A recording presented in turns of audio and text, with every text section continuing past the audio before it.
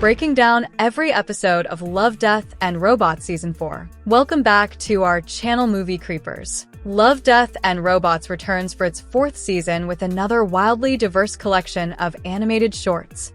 Once again, Netflix's experimental anthology, sci-fi, fantasy, horror, and humor, all wrapped animation styles, and unpredictable storytelling. Some episodes push the envelope, others play it a little too safe, but taken as a whole, Season 4 reminds us why this series remains one of the most visually compelling and creatively unrestrained offerings on streaming. Here's a breakdown of every episode in the new season. Before we jump into the exploration, don't forget to hit that subscribe button so you never miss out on future videos. Thank you. Let's begin.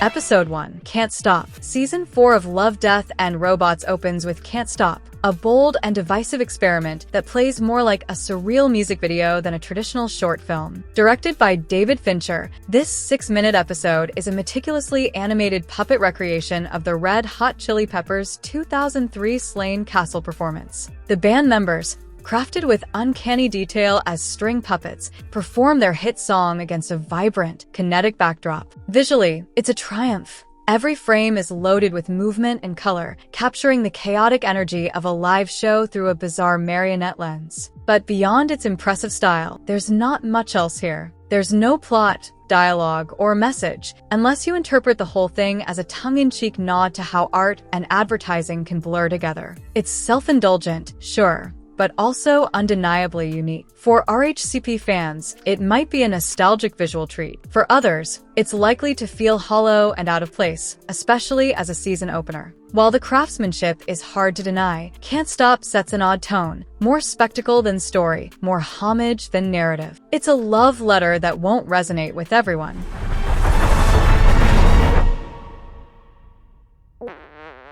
Episode 2, Close Encounters of the Mini Kind. Close Encounters of the Mini Kind brings back the chaotic charm of Season 3's Night of the Mini Dead in a spiritual sequel packed with tilt-shifted madness. The episode begins with a first contact scenario that quickly spirals into disaster. Miniature aliens land on Earth, bear all in their greeting, and are promptly shot by the authorities. Naturally, this leads to an over-the-top alien invasion. What follows is a whirlwind of tiny-scale destruction, crass humor, and bloody spectacle. The animation is once again a visual treat, using the diorama-style tilt-shift technique to give everything a surreal, toy-like feel. Explosions, sex gags, and alien mayhem unfold in rapid succession, never letting up for a moment. It's more about style and absurdity than substance, and it embraces that identity fully. While it doesn't offer much in the way of plot or deeper meaning, the short excels at what it sets out to do: deliver anarchic, visually creative fun. It also playfully teases the idea of continuity within the anthology, making you wonder if this mini-universe might expand further. At just a few minutes long,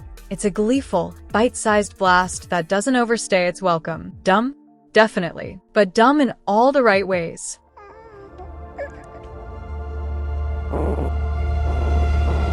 Episode 3, Spider Rose. Spider Rose is the emotional and thematic centerpiece of Love, Death, and Robots Season 4, marking the point where the season begins to dig beneath its flashy exterior. Set aboard a cold, desolate space station, the story follows a lone cyborg woman grappling with immense grief. Her husband and colony were annihilated by a piratical alien race, and she floats through the ship like a ghost, haunted by both literal and metaphorical memories. What begins as a solitary, meditative sci-fi drama slowly morphs into an intimate tale of vengeance and transformation. Her only companion becomes a mysterious alien creature that hatches aboard the station, small, spider-like, and oddly endearing. As the woman carries out her revenge mission, the bond between them deepens, and the episode explores themes of trauma, loss, and unlikely companionship with surprising tenderness. The visuals are sharp and hyper-realistic, with excellent motion capture and voice acting that ground the story in emotional authenticity. Yet it's the ending that cements Spider-Rose as one of the season's best. Having completed her mission, the woman offers herself to the alien, allowing it to consume her and evolve. It emerges in a form that eerily resembles her, a bittersweet symbol of death and rebirth. Spider-Rose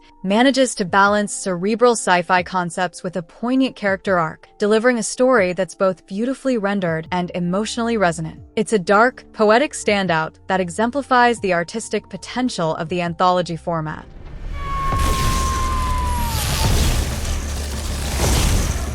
Episode 4, 400 Boys. 400 Boys is one of the most visually striking and conceptually bizarre episodes of Love, Death, and Robots Season 4. Set in a crumbling, post-apocalyptic metropolis that blends gritty London backstreets with dystopian Americana, the episode throws viewers headfirst into a world teetering on the edge of chaos. The setting is filled with mismatched cultural markers. Red phone boxes lie toppled in the streets, but the architecture and street names feel distinctly American. This disorienting fusion gives the city, aptly named Fun City, a surreal and dreamlike tone. The plot is as wild as the setting. Giant, destructive babies, possibly gods, mutants, or something stranger, are tearing through the city, forcing its various street gangs into an uneasy alliance. These aren't your typical street punks. The gangs are color-coded, stylized, and each seemingly endowed with psychic powers. One all-black, all-female gang zips through the streets on rollerblades,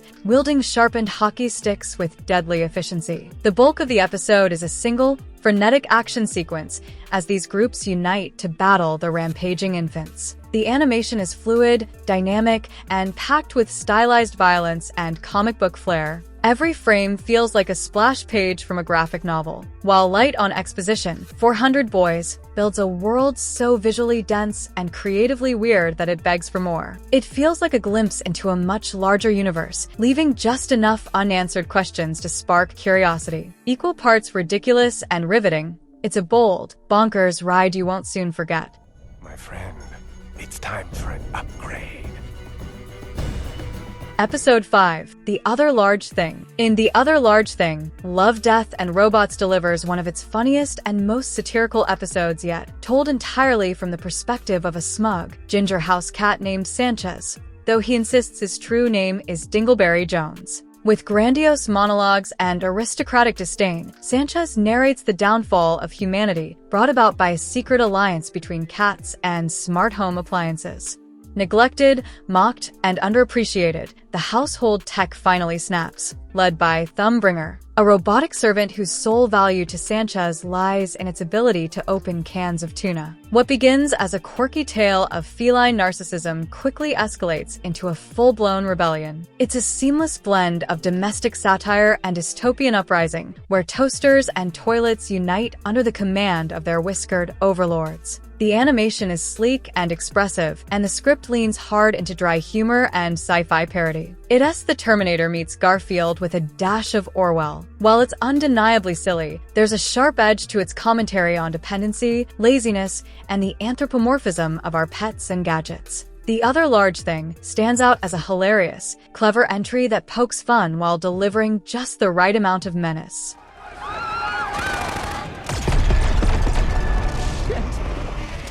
Episode 6, Golgotha. Golgotha stands out as one of the more contemplative and haunting entries in Love, Death, and Robots Season 4, marking a return to live action with a heavy dose of theological and ecological subtext. The story centers around Father Maguire, a weary priest drawn into a strange, high-stakes encounter with an alien species known as the Lupo. These aquatic, otherworldly beings arrive on Earth not with weapons, but with a message, one rooted in faith, judgment, and the sanctity of life in the oceans. The central event is the resurrection of a blackfin dolphin, witnessed by Maguire and interpreted by the Lupo as a divine sign. To them, the dolphin is a messianic figure, and Earth's treatment of marine life is viewed as sacrilege. What unfolds is a tense, philosophical exchange between alien and human, rich with metaphor and quiet intensity. Father Maguire grapples with the moral implications of human negligence, while the Lupo calmly weigh whether the human race deserves mercy or annihilation. Visually subdued but emotionally weighty, Golgotha,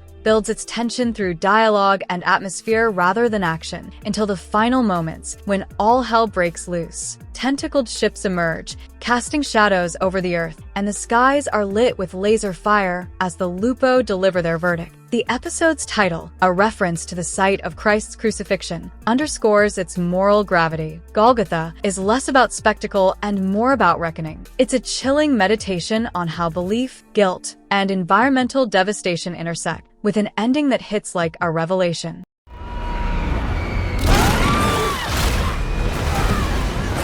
Episode 7. The Screaming of the Tyrannosaur. The Screaming of the Tyrannosaur is an adrenaline-fueled mashup of Gladiator, Jurassic Park, and The Hunger Games, all wrapped in a slick sci-fi shell. Set in a distant future where blood sport has reached cosmic proportions, the episode takes place in a brutal arena where gladiators compete in deadly races against, and sometimes atop, prehistoric beasts. It's ridiculous on paper, but it works surprisingly well. The show is hosted by a garish, overly enthusiastic character voiced by YouTube megastar Mr. Beast, who makes a brief but unobtrusive appearance. Thankfully, the focus remains on the competitors, a small cast of warriors, each with distinct personalities and motives, fighting not just for survival but for dignity in a universe that treats them as disposable entertainment. The animation is spectacular, sleek, kinetic, and full of visual flair. The camera work mimics the bombast of televised sports, cutting between the roaring crowd of alien aristocrats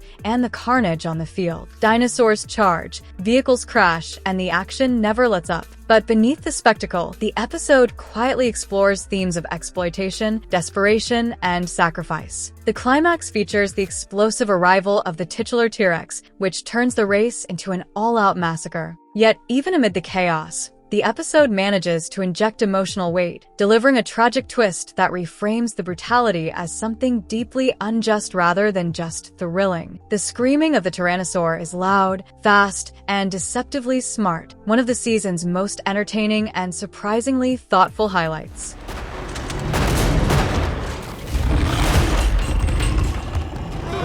Episode 8. How Zeke Got Religion. How Zeke Got Religion is a wild, genre-blending ride that mashes up World War II action, demonic horror, and heavy-handed religious allegory in a hand-drawn, gritty visual style. The episode begins with a routine bombing run. A U.S. bomber crew is ordered to destroy a German church suspected of housing Nazi operations. But this is no ordinary target. Inside the church, Nazi occultists are mid-ritual, summoning a grotesque army of demons from the depths of hell. What unfolds is a frantic descent into supernatural warfare. The plane is downed, soldiers are ripped apart, and all hell, literally, breaks loose. As the surviving crew scrambles to survive, they face not just the horrors of war, but a nightmare of clawed, fire-breathing beasts and satanic forces. The episode's animation mirrors its chaos, with frantic lines and explosive, almost sketchbook-like motion, enhancing the pulp horror tone. While the religious messaging is on the nose, Zeke, the reluctant hero, quite literally finds God during the madness. The raw energy and sheer spectacle more than make up for it. This episode feels like a forgotten war comic crossed with a B-movie creature feature. Messy, loud, and unapologetically pulpy. It's a blast from start to finish.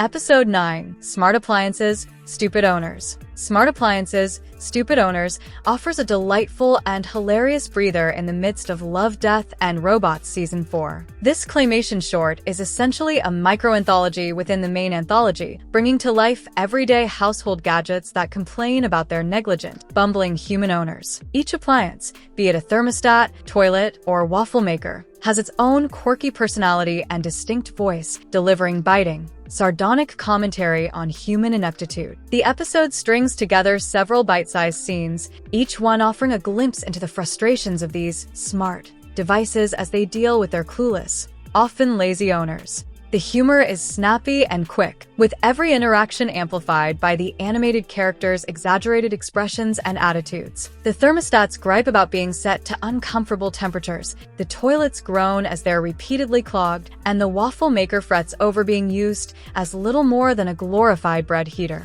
It's silly, yes, but there's an infectious charm to it all. What really works in the episode's favor is its short runtime. The format allows each joke to hit quickly, never overstaying its welcome or or running the concept into the ground. The episode remains lighthearted and fun, serving as a clever and comical palate cleanser before the final, heavier act of the season. Smart appliances, stupid owners may not be the most profound entry in the series, but it's certainly one of the most fun and endearing.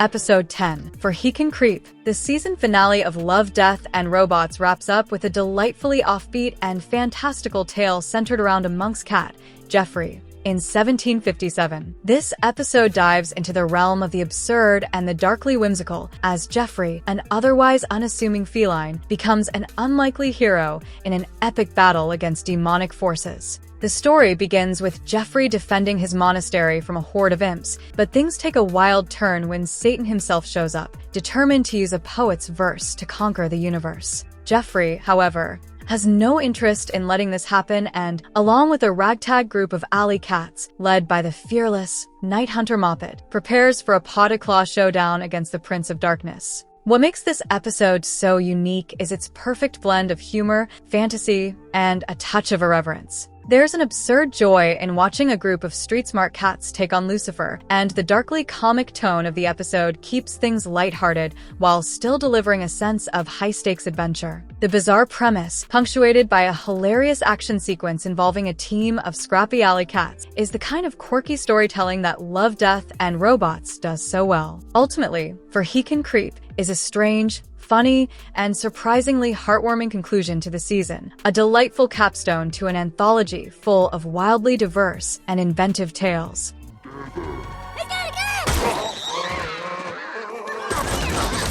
The last takeaway. Season 4 of Love, Death, and Robots continues to celebrate the possibilities of animated storytelling. While not every short hits the mark, the variety and ambition on display remain unparalleled in modern anthologies. From philosophical space operas to killer kitchen appliances, the show refuses to stay in one lane, and that's exactly why it continues to thrive. Whether you're here for the artistry, the action, or just to see what the hell they'll come up with next, Season 4 has plenty to offer. Thanks for watching. Like, share, and subscribe for more breakdowns of the wildest shows out there.